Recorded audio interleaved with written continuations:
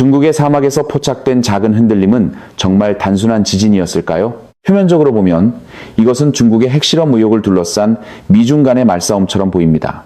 미국 측은 중국 서부의 롬누르 핵실험장 부근에서 부자연스러운 지진파가 관측되었다고 보고 있습니다.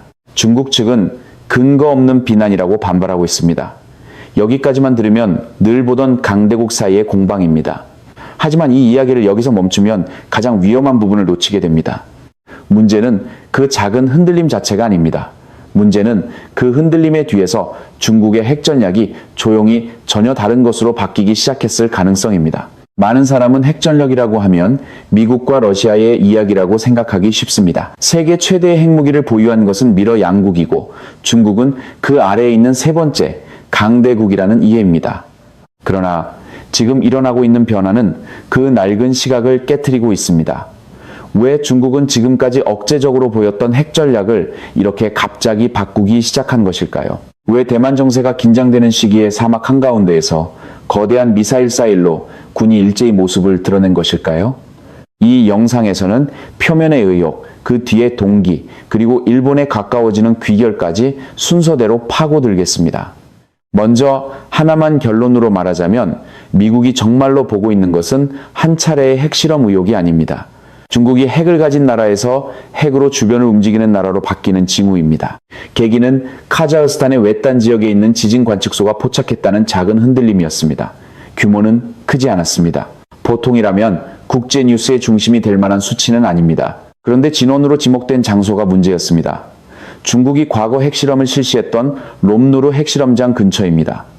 게다가 롬누르는 단순한 옛 실험장이 아닙니다. 중국이 1996년에 핵실험을 중단하기 전까지 국가의 핵전력을 키워온 상징적인 장소입니다. 그곳에서 작은 흔들림이 나타났습니다. 그래서 미국 측의 일부 분석은 이것을 자연 지진이 아니라 비밀리에 이루어진 핵 관련 활동이 아닌가 하고 본 것입니다. 물론 중국은 부인합니다.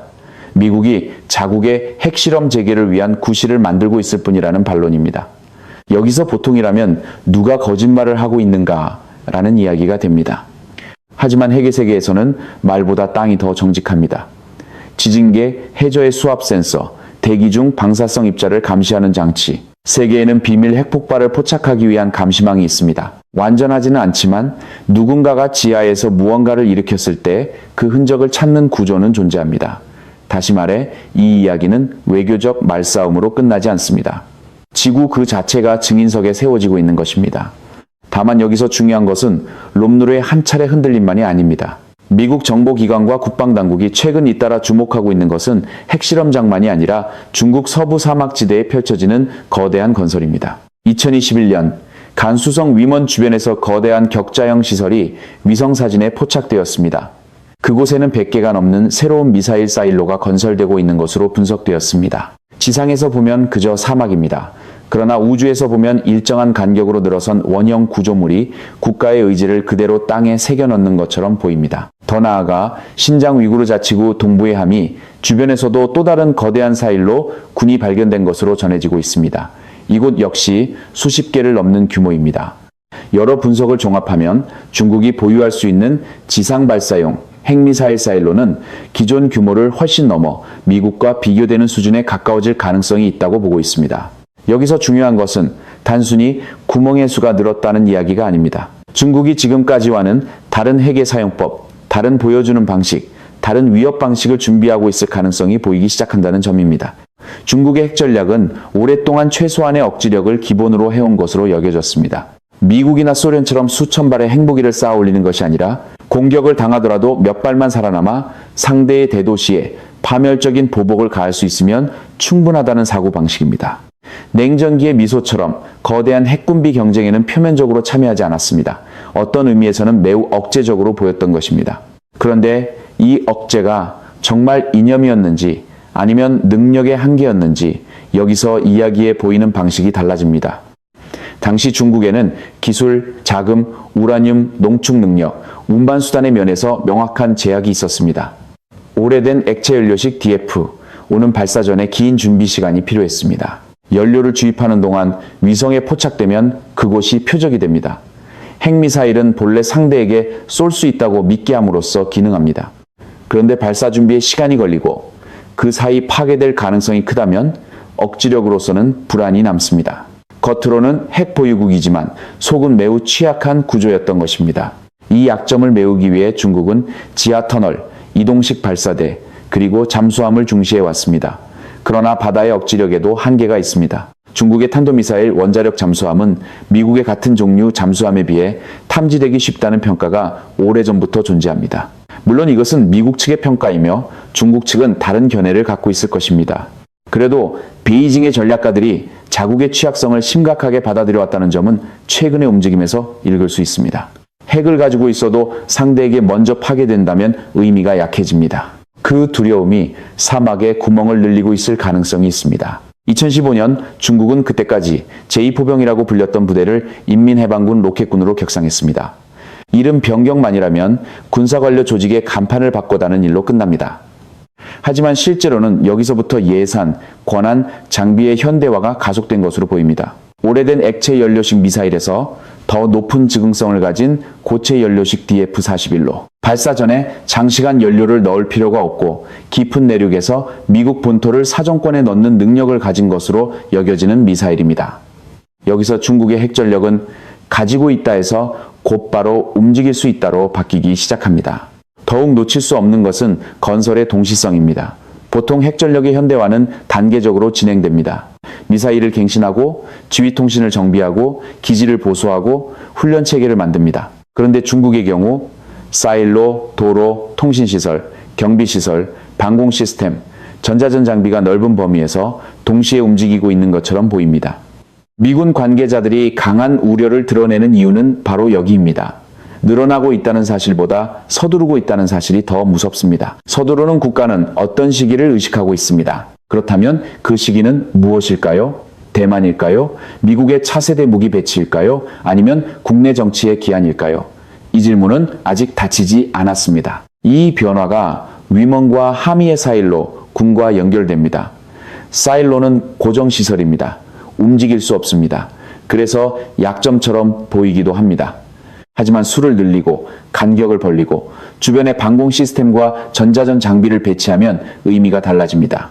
적의 미사일 한 발로 여러 곳이 파괴되지 않도록 하고 공격하는 쪽에 방대한 표적을 떠안깁니다.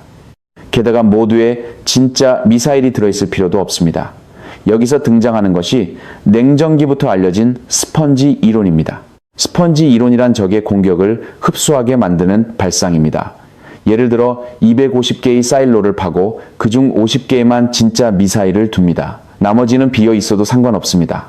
공격하는 쪽에서 보면 어느 것이 진짜이고 어느 것이 빈 것인지 알 수 없습니다. 확실하게 파괴하고 싶다면 전부를 쏴야 합니다. 이를 통해 상대의 선제 공격 비용을 끌어올리는 것입니다. 구멍이 늘어날수록 핵무기 그 자체보다 상대의 계산이 무거워집니다. 핵억지는 폭발하기 전부터 상대의 머릿속에서 시작되고 있는 것입니다. 여기까지 들으면 하나의 답이 나온 것처럼 보입니다. 즉 중국은 미국의 선제 공격을 두려워하고 자국의 보복 능력을 지키기 위해 사일로를 늘리고 있다는 것입니다. 이것은 방어적인 현대화입니다. 중국에서 보면 미국은 스텔스 폭격기, 정밀 유도무기, 미사일 방어를 강화하고 있습니다. B-21과 같은 신형 스텔스 폭격기가 중국 본토 깊숙이 침투해 이동식 미사일을 재래식 무기로 파괴할 가능성을 베이징이 두려워하는 것은 부자연스럽지 않습니다. 여기서 한 번 이야기는 깔끔하게 닫힙니다. 중국은 두려워서 늘리고 있습니다. 이것으로 설명될 것처럼 보입니다. 그런데 여기서 하나 간과되고 있는 점이 있습니다. 방어뿐이라면 왜 저위력 핵실험을 의심하게 만드는 시설 갱신이 주목되는 것일까요? 왜 대만 정세가 긴장되는 국면에서 롬루르의 수평 터널과 깊은 수직 갱도가 문제가 되는 것일까요? 미국 측 분석에서는 수평 터널은 비교적 소규모의 지하 실험에 수직 갱도는 더 큰 폭발을 봉쇄하는 데 사용되는 경우가 있다고 보고 있습니다. 물론 이것만으로 중국이 실제로 신형 핵무기를 시험했다고 단정할 수는 없습니다. 하지만 의문은 사라지지 않습니다. 만약 중국이 진정으로 주목하고 있는 것이 도시를 지우는 거대 핵이 아니라 전장에서 사용할 수 있는 소형 핵이라면 이야기의 성격은 한 단계 달라집니다. 롬루르를 둘러싸고는 또 하나의 전문적인 논점이 있습니다. 지하의 큰 공동에서 폭발을 일으키면 바깥으로 전달되는 지진파를 약하게 만들 수 있는 경우가 있다고 알려져 있습니다. 이른바 디커플링에 가까운 사고방식입니다. 물론 이것이 실제로 이뤄졌다고 단정하려면 공개 정보만으로는 부족합니다. 하지만 만약 작은 핵 관련 실험을 탐지되기 어렵게 만들려는 발상이 포함되어 있다면 단순한 시설갱신으로 끝나지 않습니다. 이것은 핵을 보유하는 것에서 핵을 더 사용하기 쉽게 조정하는 단계로 나아가고 있는 것은 아닌가 하는 의문으로 이어집니다. 여기서 중요한 것은 위력의 크고 작음이 아닙니다. 정치 지도자가 쓸 수 있다고 생각하는지 여부입니다. 문제는 여기서부터입니다. 전략핵은 사용하면 세계의 끝에 가까워집니다. 그래서 역설적으로 사용하기 어려운 무기입니다. 한편 저위력 전술핵은 군사 목표만을 노린다는 명분을 만들기 쉽습니다. 예를 들면 해상의 함대, 고립된 기지, 넓은 훈련장입니다. 물론 실제로 사용된다면 핵의 금기를 깨는 중대한 사태입니다. 하지만 의사결정자의 머릿속에서는 도시를 태우는 것은 아니다라는 위험한 변명이 생깁니다. 여기에 전술핵에 진짜 무서움이 있습니다. 파괴력이 작기 때문에 안전한 것이 아닙니다. 작기 때문에 정치적으로 사용하기 쉬운 것처럼 보이는 것입니다. 대만 유사를 생각하면 이 구도는 더욱 섬뜩해집니다. 중국이 대만에 대한 군사 압박을 강화하고 미국이 항공모함 타격단을 필리핀이나 주변 해역으로 전개한다고 가정해 보겠습니다. 기존이라면 중국은 재래식 탄두에 대한 탄도미사일이나 순항미사일로 미군을 견제하게 됩니다. 그런데 만약 베이징이 저위력 핵이라는 선택지를 보유하고 그것을 은근히 내비칠 수 있다면 미국 대통령의 계산은 극적으로 무거워집니다. 항공모함을 지키기 위해 로스앤젤레스와 뉴욕을 위험에 빠뜨릴 각오가 있는가? 이런 질문을 상대에게 떠안기는 것이 핵의 정치적 힘입니다. 이 맥락에서 사막에 만들어진 항공모함 모양의 표적도 무시할 수 없습니다. 중국은 이전부터 미군 항공모함을 본뜬 표적을 내륙부에 설치하고 있다고 분석되어 왔습니다. 이것은 훈련용 모형이라고 설명할 수 있습니다. 하지만 핵의 저위력화, 대함 공격, 대만 유사라는 세 가지를 겹쳐보면 단순한 사격 훈련으로 보기 어려워집니다. 베이징이 정말 계산하고 있는 것은 미군을 침몰시키는 것만이 아니라 미군에게 가까이 오면 핵 단계에 들어갈지도 모른다고 생각하게 만드는 것입니다. 전쟁은 상대가 물러난 순간 시작되기 전부터 승부가 나는 경우가 있습니다. 이것은 일본의 먼 이야기가 아닙니다. 대만 해협은 일본의 난세이 제도, 센카쿠 주변, 해상교통로, 방위계획과 직결되어 있습니다. 중국이 해구산을 두껍게 만들고 그 아래에서 재래식 전력을 더 쉽게 움직일 수 있게 된다면 가장 먼저 압력을 받는 것은 대만만이 아닙니다. 일본의 기지 사용, 미군의 전개, 자위대의 후방 지원, 주민 대피, 에너지 수송, 그 모든 것이 연동됩니다. 대형 언론이 미중 핵군비 경쟁이라는 큰 말로 끝내버리면 우리 발밑으로 다가오는 구체적인 리스크가 잘 보이지 않게 됩니다. 이 부분을 흐리면 안 됩니다. 여기서 필요한 것은 공포를 부추기는 것이 아닙니다. 오히려 그 반대입니다. 공포를 말로만 지우는 것이 아니라 구조로 이해하는 것입니다. 일본 시청자에게 중요한 것은 중국이 몇 발을 보유하느냐는 단순한 숫자보다 그 핵전력이 일본의 의사결정을 어떻게 묶는가입니다. 중국이 오랫동안 내세워온 핵 선제 불사용은 국제사회에서 잘 알려져 있습니다.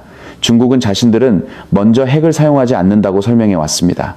하지만 안보의 세계에서는 선언보다 능력과 배치가 더 무겁게 받아들여집니다. 왜냐하면 정책은 바뀔 수 있지만 지하에 만들어진 사일로와 터널은 쉽게 사라지지 않기 때문입니다. 말은 평화적이어도 상대가 눈앞에 있는 능력을 보면 그 전제를 기준으로 움직일 수밖에 없습니다. 여기가 핵억지의 차가운 현실입니다. 선의가 아니라 최악의 경우를 전제로 계산이 진행됩니다. 그리고 이 계산을 더욱 복잡하게 만드는 것이 미국 측의 사정입니다. 미국은 지금도 강대한 핵전력을 보유하고 있습니다. 하지만 지상 배치형 미니트맨 투리아이는 냉전기부터 이어진 오래된 체계이며 후계인 센티널 계획은 비용 증가와 지연에 직면해 왔다고 보도되어 왔습니다. 물론 미국에는 잠수함, 폭격기, 동맹망이 있습니다. 그래도 중국이 고체 연료식 ICBM과 대량의 사일로를 급속히 정비하는 한편 미국의 일부 현대화가 늦어진다면 앞으로 10년의 전략 균형에 불안정한 공백이 생깁니다. 여기서 위험한 것은 어느 한쪽이 약하다는 점이 아닙니다. 양쪽 모두가 상대의 약점을 찌를 수 있다고 착각하는 것입니다. 더 나아가 미사일 방어의 존재도 이 군비 확장을 밀어붙이고 있습니다. 미국은 알래스카와 캘리포니아에 지상 배치형 요격 시스템을 갖고 있습니다. 표면적으로는 북한과 같은 제한적 위협에 대비하기 위한 것입니다. 하지만 중국의 시각에서 보면 이야기는 다르게 보입니다. 만약 미국이 먼저 많은 중국 핵전력을 재래식 무기로 파괴하고 남은 소수의 미사일을 요격할 수 있다면 중국의 보복 능력은 수학적으로 얇아집니다. 베이징이 그것을 두려워할수록 사일로를 늘릴 동기는 강해집니다. 요격이 늘어나면 공격 미사일이 늘고 공격 미사일이 늘어나면 요격도 늘어납니다. 안전을 추구할수록 모두가 더 위험한 계단을 올라가는 셈입니다. 핵의 균형이 불안정해지면 동맹국의 심리도 달라집니다. 한국과 대만에서는 미국의 확장 억제를 더 명확히 해야 한다는 목소리가 나오기 쉬워집니다. 일본에서도 핵공유라는 말 자체는 신중하게 다뤄지지만 억지의 신뢰성을 어떻게 유지할 것인가 하는 논의는 피할 수 없습니다. 여기서 필요한 것은 감정적으로 핵을 가져야 한다고 외치는 것이 아닙니다. 미국의 우산이 정말 기능하는지, 중국의 핵 확장이 어느 단계에 있는지, 일본의 방위 체제가 대만 유사의 현실을 견딜 수 있는지 냉정하게 가려내는 것입니다. 못 본 척할수록 현실은 친절하게 기다려주지 않습니다. 그렇다면 중국은 왜 이렇게 눈에 보이는 형태로 사일로를 만드는 것일까요? 지하시설이라면 숨길 수 있는 부분도 있습니다. 이동식 발사대라면 위치를 흐릴 수 있습니다. 잠수함이라면 바다로 사라집니다. 그런데 사막의 사일로군은 위성에서 보입니다. 다시 말해 이것은 숨기기 위한 건설만이 아닙니다. 보여주기 위한 건설이기도 합니다. 베이징이 정말 전하고 싶은 상대는 워싱턴만이 아닐 것입니다. 타이베이, 도쿄, 서울, 캔버라, 그리고 동남아시아 국가들에게도 중국의 군사적 현실은 바뀌었다고 각인시키는 효과가 있습니다. 구멍은 지하에 있지만 메시지는 하늘에서 보입니다. 여기서 여러분이 느끼던 위화감은 상당히 중요합니다. 왜? 중국은 경제 둔화, 부동산 불황, 청년 실업, 지방 재정 압박이 지적되는 시기에 이렇게 거대한 핵 인프라에 자원을 투입하는 것일까요? 보통 생각하면 국내 안정에 써야 할 자금과 기술이 있을 것입니다. 그런데 권위주의적 체제에서는 밖에서 보이는 강함이 안쪽의 불안을 가리는 역할을 할 때가 있습니다. 거대한 사일로 군은 외부적에 대한 억지인 동시에 국내를 향한 국가 위신의 연출이 되기도 합니다. 물론 불리할 때일수록 위대한 부흥이라는 말은 편리해집니다. 너무 편리한 말일수록 더 꼼꼼히 점검할 필요가 있습니다. 다만 여기서 중국을 단순히 지금 당장 핵전쟁을 시작할 나라로 그리는 것은 거칩니다. 현실은 훨씬 복잡합니다. 중국은 핵전쟁을 원한다기보다 핵전쟁의 공포를 이용해 재래식 전쟁의 자유도를 넓히려 하고 있을 가능성이 있습니다. 여기가 가장 쉽게 간과되는 부분입니다. 핵무기는 발사되어야만 기능하는 것이 아닙니다. 발사되지 않은 채 상대의 결단을 둔하게 만들고 동맹국의 논의를 갈라놓고 주변국에 말려들고 싶지 않다고 생각하게 만드는 것만으로도 정치적 효력을 갖습니다. 쏘지 않는 핵일수록 조용히 작동하는 경우가 있습니다. 이 관점에서 보면 대만 유사의 진짜 초점은 상륙작전만이 아닙니다. 제1파 미사일 공격도 아닙니다. 해협을 건너는 함정의 숫자도 아닙니다. 초점은 미국과 일본이 개입하기 전에 중국이 핵의 그림자를 얼마나 짙게 만들 수 있는가입니다. 만약 베이징이 미군의 개입을 조금이라도 늦추고 일본 국내의 의사결정을 조금이라도 혼란스럽게 만들며 대만의 도움은 오지 않을지도 모른다고 생각하게 만들 수 있다면 그것만으로도 전략적 효과는 생깁니다. 전장에서 한 발을 쏘기 전에 정치의 신경을 마비시킵니다. 이것이 핵우산 아래에서 이루어지는 압력의 본질입니다. 강하게 보이려는 핵은 약함의 고백입니다. 여기서 공기가 달라집니다. 중국이 핵을 늘리고 있는 것은 단순히 자신감이 있기 때문만은 아닙니다. 미국의 정밀 타격, 스텔스 폭격기, 미사일 방어, 잠수함 탐지 능력, 그리고 동맹망 앞에서 자국의 보복 능력이 충분하지 않다는 불안이 있기 때문입니다. 하지만 그 불안을 메우기 위해 만들어진 핵전력이 이번에는 주변국에 대한 압박 장치가 됩니다. 방어를 위한 방패가 정치적 위협의 도구로 바뀝니다. 이 반전이야말로 이번 이야기에서 가장 위험한 부분입니다. 서두에서 물었습니다. 중국의 사막에서 포착된 작은 흔들림은 정말 단순한 지진이었을까요? 여기까지 보면 질문 자체가 바뀝니다. 문제는 그 흔들림이 핵실험이었는가 아닌가만이 아닙니다. 문제는 중국이 그 흔들림을 포함한 모든 신호를 통해 주변국의 계산을 바꾸려 하고 있는 것은 아닌가 하는 점입니다.